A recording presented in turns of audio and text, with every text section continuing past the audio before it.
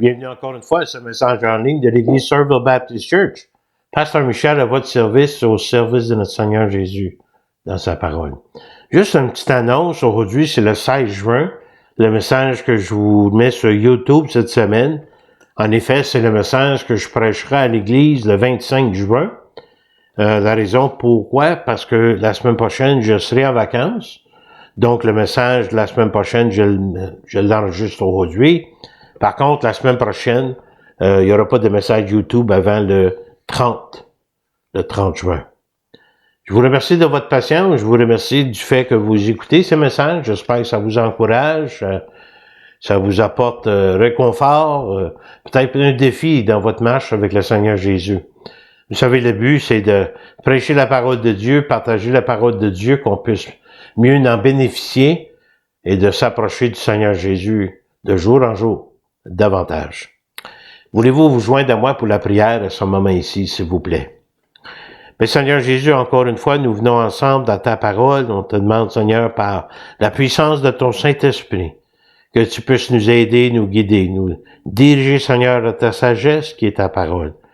Et nous te remercions d'avance pour ce que tu vas faire. Mais surtout, Seigneur, ce que nous allons faire avec ce que nous apprenons. Que nous puissions l'appliquer dans notre vie de tous les jours pour mieux te glorifier. Nous te remercions, nous te louons d'avance, au nom de Jésus. Amen. Une petite citation avant de commencer. Nous ne pouvons pas contrôler les ténèbres, mais nous pouvons contrôler l'intensité de la lumière qui se trouve en nous. C'est dans Jacques, chapitre 2, c'est en anglais ici, mais c'est l'œuvre de la foi en nous. Versets 1 à 26. Dans Jacques 2, 1, 7, et où on va commencer. La dernière fois que nous avons vu que la parole de Dieu révèle l'homme tel qu'il est vraiment, avec sa nature pécheresse, pour se retrouver face à face avec la sainteté et la perfection de Dieu. Dans sa parole, Dieu dit qu'il y a de l'espoir pour l'homme, même le salut pour son âme, à travers d'une relation personnelle avec Dieu. Pour y arriver, c'est par Jésus et son sacrifice à la croix du Calvaire. Jésus qui est le chemin, la vérité et la vie. 4 points que nous avons vus la semaine passée. Dieu est l'unique solution pour les hommes. L'homme ne peut pas être la solution, il est le problème du monde d'aujourd'hui. Le seul espoir de l'humanité se trouve en Jésus-Christ. Deuxièmement, de mettre sa foi en Christ, il faut avoir la bonne attitude. Un changement de caractère à travers sa parole. On applique sa parole pour changer, pour devenir la nouvelle nature que nous sommes en Christ. Troisièmement, c'est de recevoir la parole de Dieu, d'écouter, d'étudier, d'apprendre et d'appliquer cela dans nos vies. Et quatrièmement, de pratiquer la justice de Dieu et de travailler pour le royaume de Dieu maintenant. En bref, non seulement être des auditeurs de la parole de Dieu, mais de s'efforcer de mettre en pratique la parole de Dieu. Dans le chapitre 1, le croyant et ses batailles, nous avons vu les épreuves, les tentations dont Jacques nous a parlé. On a vu aussi le croyant et sa Bible la semaine passée. La Bible qui est l'instruction divine, qui peut sauver l'âme. Deuxième chapitre que nous verrons, c'est le croyant et ses relations avec les autres, comment on traite les gens. Et nous verrons aussi le croyant et sa foi, la foi vivante versus la foi morte. Aujourd'hui, nous examinerons de façon que nous traitons les autres et comment la miséricorde doit triompher contre le jugement. D'abord, Jacques 2, 1 à 7, le favoritisme versus la maltraitance. Jacques 2, 1. Il est important de se rappeler que Jacques a écrit un moment précis dans l'histoire où il y avait des préjugés et de la haine basée sur la classe, l'ethnicité, la nationalité et l'origine religieuse des personnes. Les gens étaient systématiquement et définitivement classés parce qu'ils étaient juifs ou non juifs, esclaves ou libres, riches ou pauvres, grecs ou barbares. Jacques arrive à un point très important dans les versets suivants. Contrairement à ce que certaines personnes peuvent penser, Jésus n'a jamais eu l'intention d'avoir deux classes de croyants. Jésus a démontré plutôt un respect mutuel des personnes, surtout envers les autres croyants, mais aussi envers les non-croyants. D'estimer chaque être pour l'âme qu'il est devant Dieu ou qu'elle est devant Dieu. Jacques 2, 1. Mes frères, que votre foi en notre glorieux Seigneur Jésus-Christ soit exempte de toute acception de personne. Acception de personne ou, si on veut, le favoritisme d'un par rapport à l'autre. Ou la partialité. De garder la foi avec partialité, c'est de favoriser que de certaines personnes que vous choisissez de partager votre foi ou de vivre votre foi avec eux. La foi glorieuse que nous avons, la foi de notre Seigneur Jésus-Christ, ne devrait jamais être associée à la partialité ou la discrimination.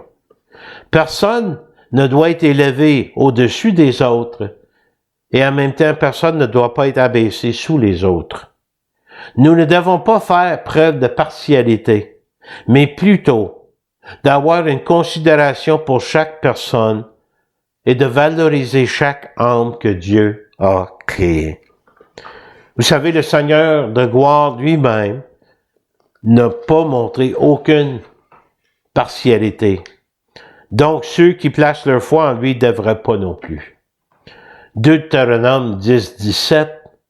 Car l'Éternel, votre Dieu, est le Dieu des dieux, le Seigneur des seigneurs, le Dieu grand, fort et terrible, qui ne fait point exception de personne et qui ne reçoit point de présent. On peut pas être élevé plus haut que les autres, on peut pas lui donner, excusez l'expression, un pot de vin pour gagner sa faveur non plus. Aussi dans chapitre 10, vous savez l'histoire lorsque Dieu envoie Pierre vers Corneille, qui est un non-juif. Et dans une vision, Dieu a préparé Pierre pour y aller auprès de cet homme. Même d'y aller auprès de tous les peuples et toutes les nations. Je vais lire juste quelques versets de l'histoire, je suis certain que vous le connaissez. Lorsque Pierre entra, Corneille, qui était allé au-devant de lui, tomba à ses pieds et se prosterna. Mais Pierre le releva en disant, lève-toi, moi aussi je suis un homme. Pierre n'a pas accepté un certain geste de Corneille. Il se considérait pas plus important que Corneille. Corneille, parce que Pierre était un apôtre, parce qu'il était un juif, il se sentait comme deuxième classe, donc il s'est prosterné devant lui. Mais Pierre le reprend, il le relève. Puis il déclare, je suis un homme comme toi. Ensuite, au verset 28, regardez la partialité qu'il y avait dans le temps. Pierre dit, vous savez, leur dit-il, qu'il est défendu à un juif de se lier avec un étranger ou d'entrer chez lui. Dieu m'a appris de ne regarder aucun homme comme souillé et impur. Ici, on parle de non-juif, on parle de païen. Dieu a dit à Pierre, tu vas vers le païen, tu vas vers le non-juif, je t'envoie.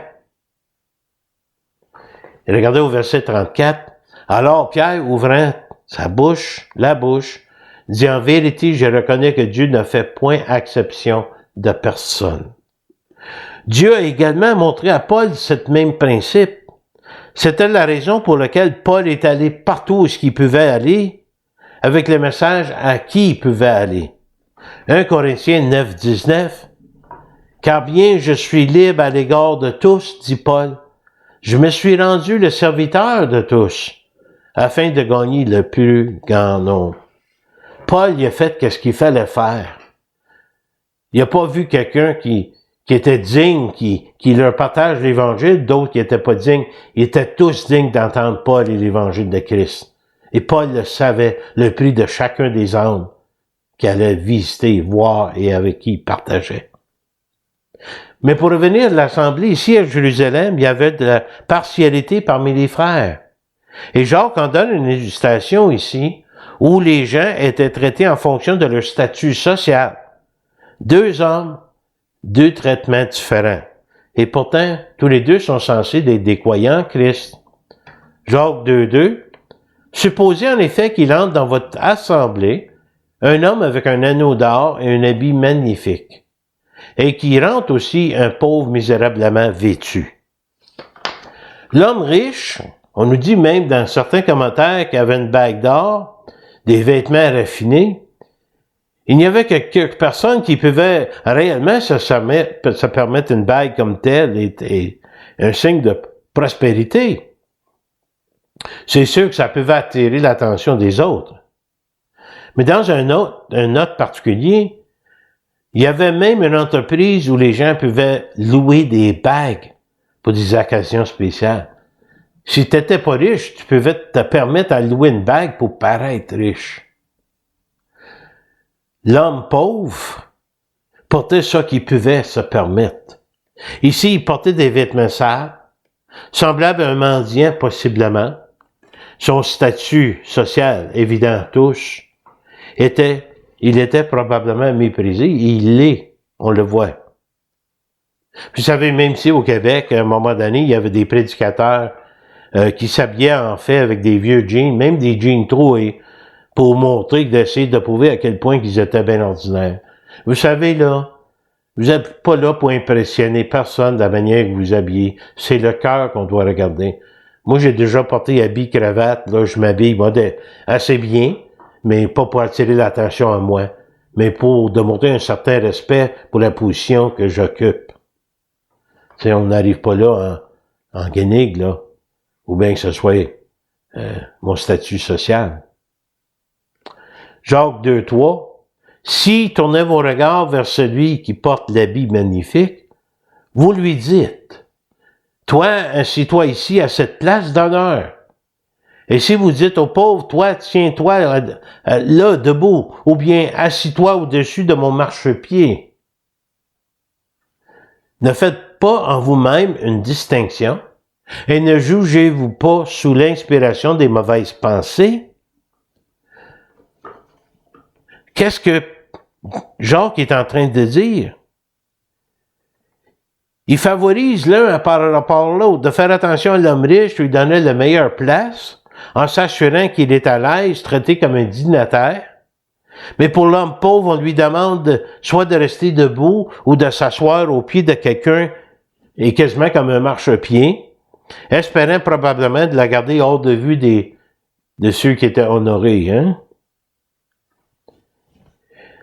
Mais leur façon de traiter ces deux hommes, des maltraités, le pauvre, était motivée par leurs mauvaises pensées, ayant des intentions vicieuses de promouvoir certains selon leur apparence physique et leur état social, leur statut social, tout en regardant les autres apports mis de côté à cause de leur apparence physique ou leur statut social.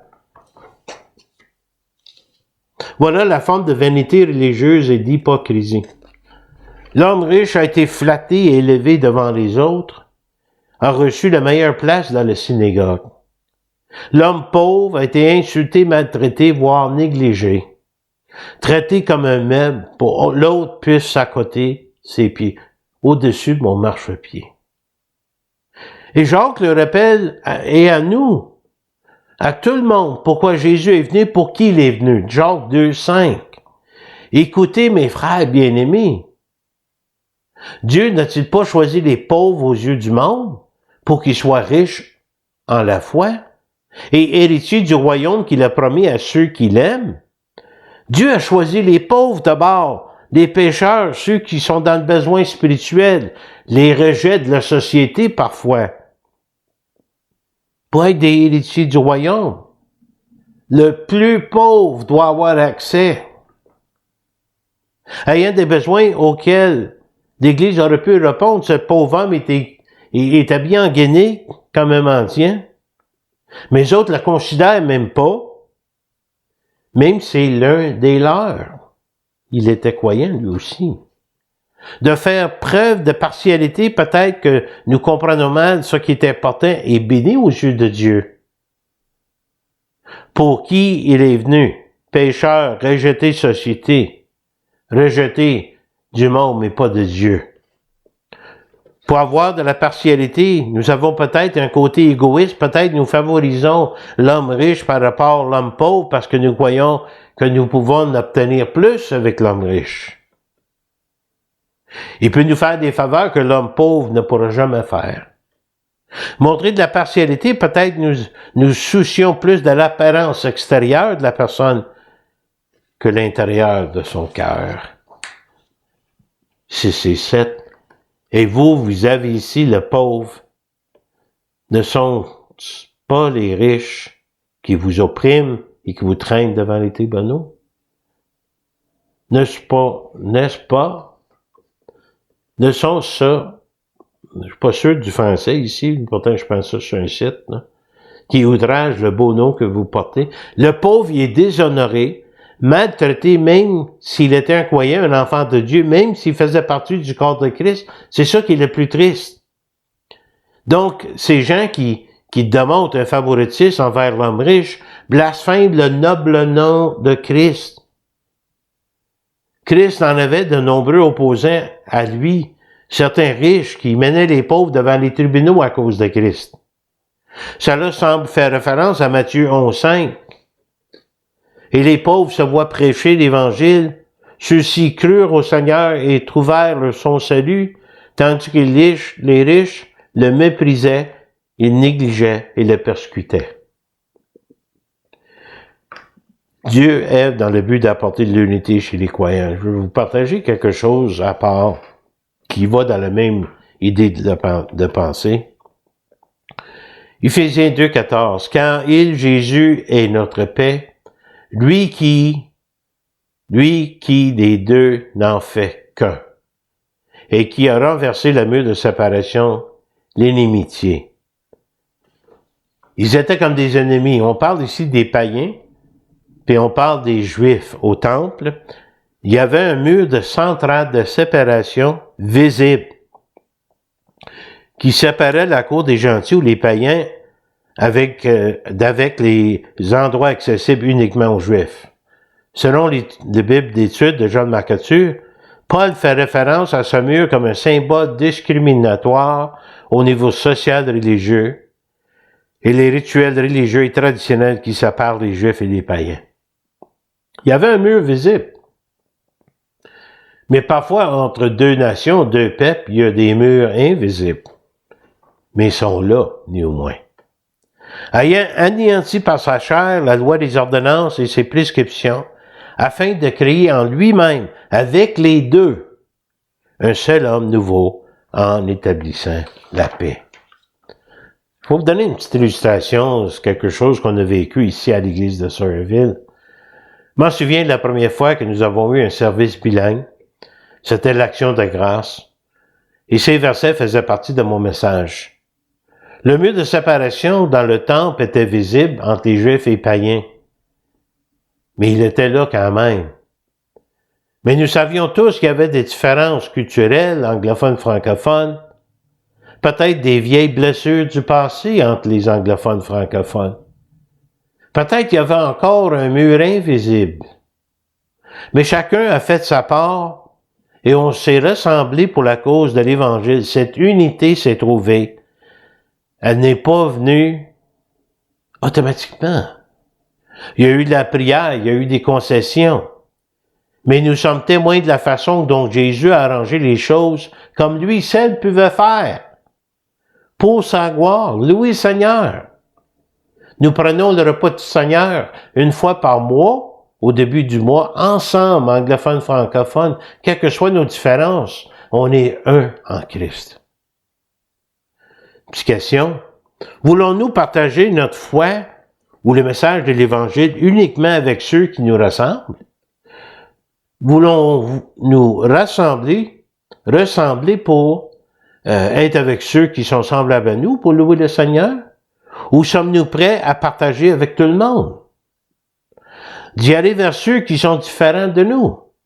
Ou seulement avec ceux que nous jugeons dignes? Il n'est pas censé d'avoir la division au sein du corps de Christ.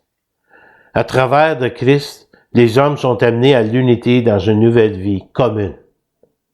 Les rachetés sont adoptés dans la famille de Dieu et de nouvelles relations construites en Christ, où chaque croyant trouve sa place et chacun est apprécié pour ce qu'il est en Christ, et nous remercions Dieu pour chacun.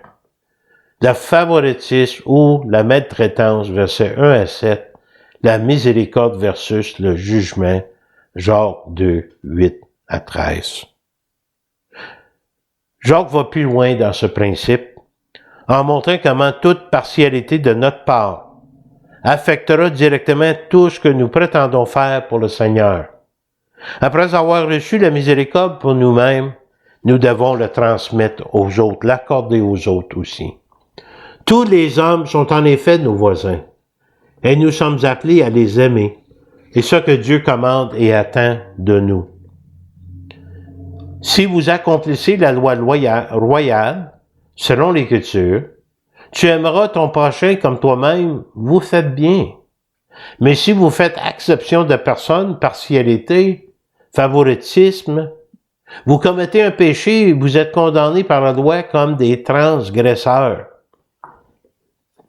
Christ, notre roi, sa loi loyale et souveraine, deux principes, aimer Dieu et aimer son prochain comme soi-même. Jésus lui-même a dit, ça c'est le résumé de la loi des prophètes. Aimer son prochain, c'est de se soucier à la fois de sa santé physique même et de son bien-être spirituel surtout, chaque fois que cela nous est possible. Ceci est une loi royale, non seulement parce qu'elle est ordonnée de Dieu, non seulement parce qu'elle précède de son autorité royale sur les hommes, mais parce que cela est utile, convenable et nécessaire pour être utilisé par Dieu et pour Dieu. Faire preuve de partialité, servir celui qui est riche, peut-être pour recevoir quelque chose en retour. Jacques nous rappelle que l'homme pauvre est autant notre voisin que l'homme riche. Il avait besoin d'être considéré et aidé dans son besoin, c'est-à-dire tout ce qui concerne la compassion pour les péchés et les souffrances des autres. Pas juste aimer, puis préférer, puis honorer ceux qui vont bien. De pratiquer le favoritisme, c'est de ne pas faire preuve de compassion envers les autres. Regardez au verset 10. Car quiconque observe toute la loi, mais pêche contre un seul commandement, devient coupable de tous. C'est assez clair. Jacques nous met ici en garde contre une désobéissance sélective, celle qui choisira les commandements de Dieu auxquels il faut obéir, et ceux qui peuvent être ignorés en toute sécurité.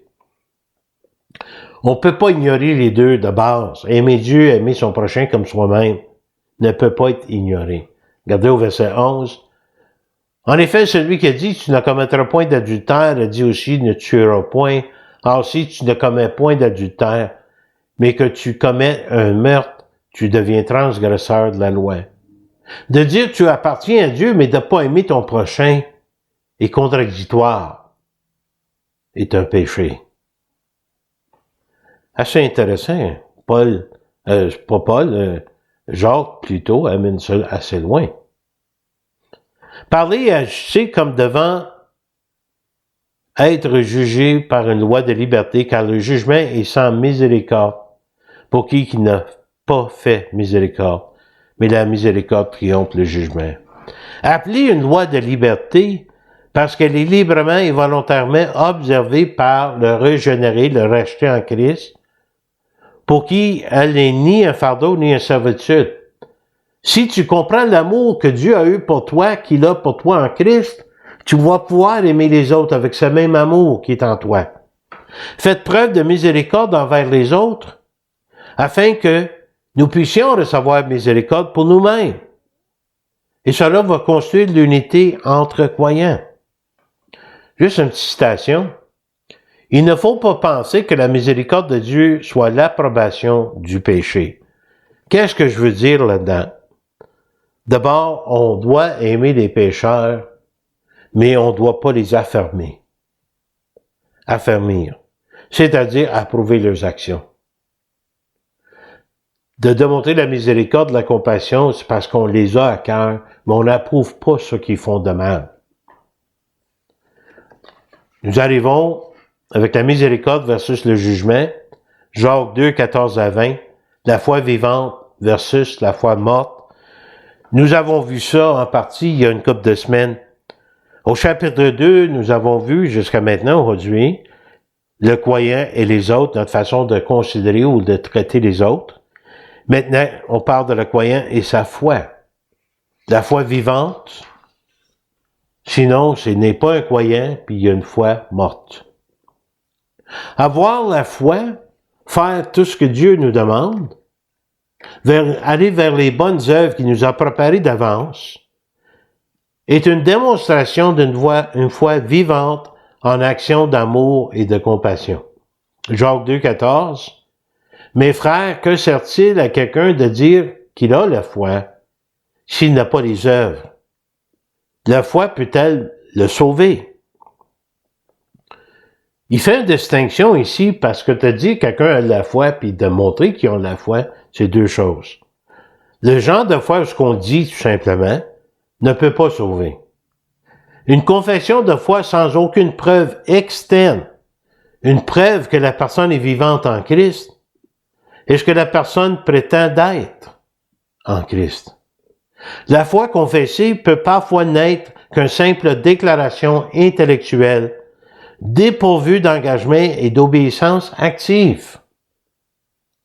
Les paroles seules ne suffisent pas, quand nous pouvons faire plus. Et Jacques va nous donner un exemple de la foi morte dans les versets qui suivent, versets 15 et 16.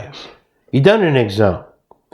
Si un frère ou une sœur sont nus et manquent de la nourriture de chaque jour, donc l'essentiel, et que l'un d'entre vous leur dise « Allez en paix, chauffez-vous et vous rassasiez », et que vous ne leur donniez pas ce qui est nécessaire au corps, à quoi cela sert-il? Vous savez que leur besoin est réel, mais vous n'offrez rien pour les aider, sauf quelques paroles religieuses. « Va en paix, mon frère, ma sœur. » Mais on est capable d'aider autrement.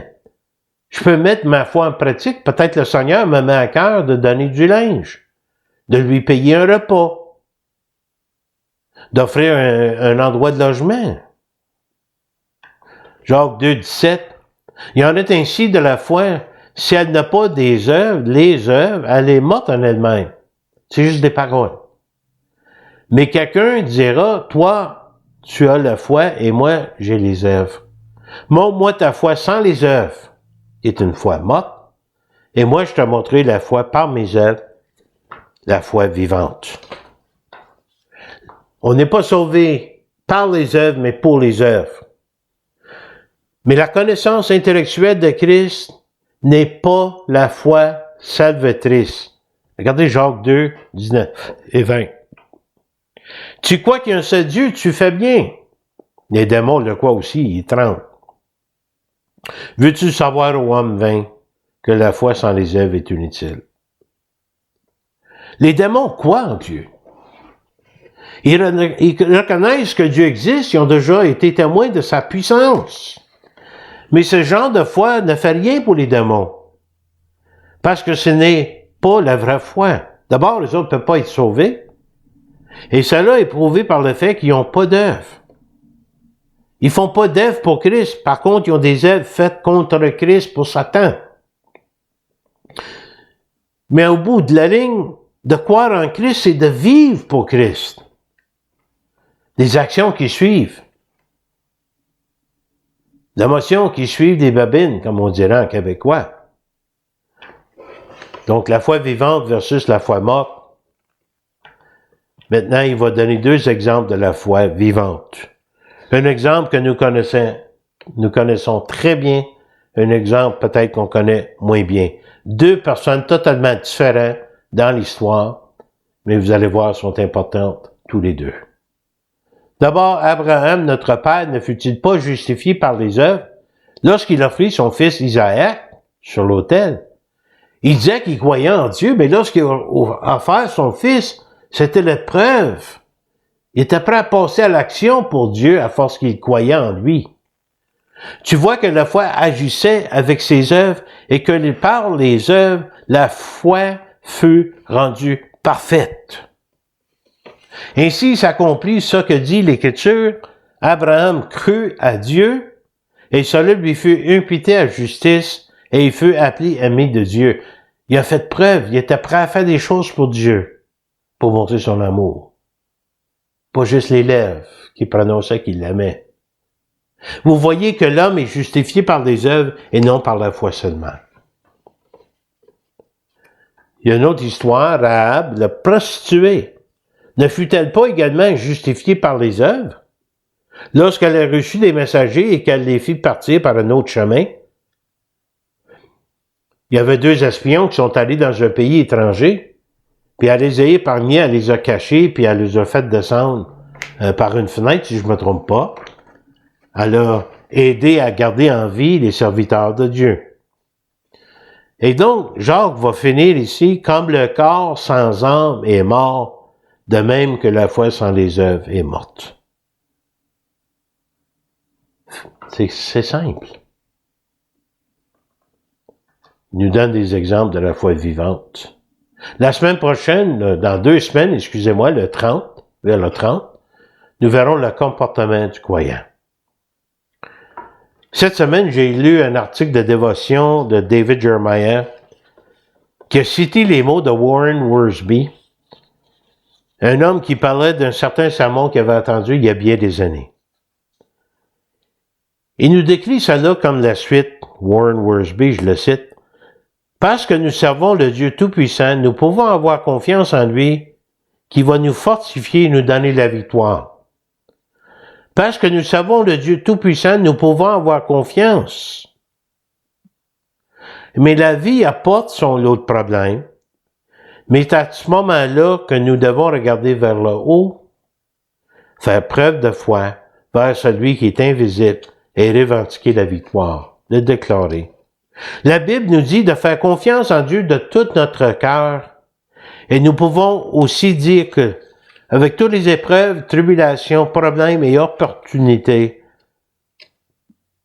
aujourd'hui, demandez à Dieu de vous aider à choisir l'impérissable, à voir l'invisible et à accomplir l'impossible.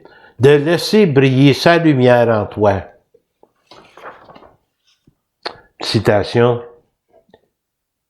Les croyants sont vaincus à cause de leur incrédulité, ou vainqueurs à cause de leur foi. Voilà les paroles de Warren Wiersbe. Prions. Mais Seigneur Jésus, Jacques nous donne des conseils pratiques, des illustrations, des exemples. Est-ce qu'il y en a que nous favorisons? Est-ce qu'il y en a que nous maltraitons? Que tous doivent être aimés et traités également. On n'aime pas les pécheurs. On aime le pécheur, excusez-moi, mais on n'aime pas son péché. Mais en nom de Jésus, nous voulons l'aimer. Nous voulons lui aider à connaître le Seigneur Jésus. Seigneur, on te prie pour notre état d'âme, qu'on puisse regarder à toi, le Dieu invisible, et faire l'impossible. Nous te faisons confiance, Seigneur. Aide-nous à voir clairement nos préjugés et de les abandonner. Seigneur, je prie pour chacun qui est à l'écoute, que tu puisses les bénir, les garder, Seigneur. Merci pour ce temps ensemble dans ta parole. Et nous te remercions, te louons, au nom précieux de Jésus. Amen. J'aimerais finir avec 3 versets dans 1 Jean.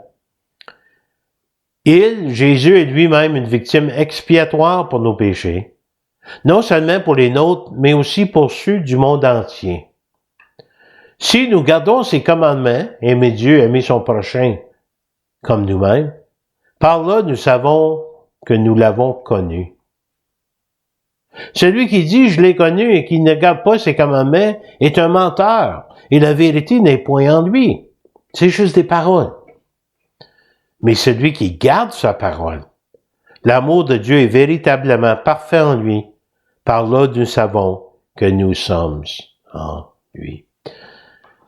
Vous pouvez me contacter ici à l'église Somerville Baptist Church. La semaine prochaine, je suis en vacances jusqu'au 25, dimanche le 25 au matin.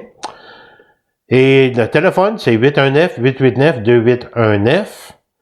Mon courriel, si vous avez des requêtes, des questions, des réponses, critiques, commentaires, requêtes de prière, s'il vous plaît, contactez-moi, ça me ferait plaisir de vous jaser. mihoule@netrevolution.com. Vous remarquerez que c'est tout en lettres minuscules. En attendant que Dieu vous garde, qu'il vous bénisse, merci de votre fidélité d'écoute. À la prochaine fois.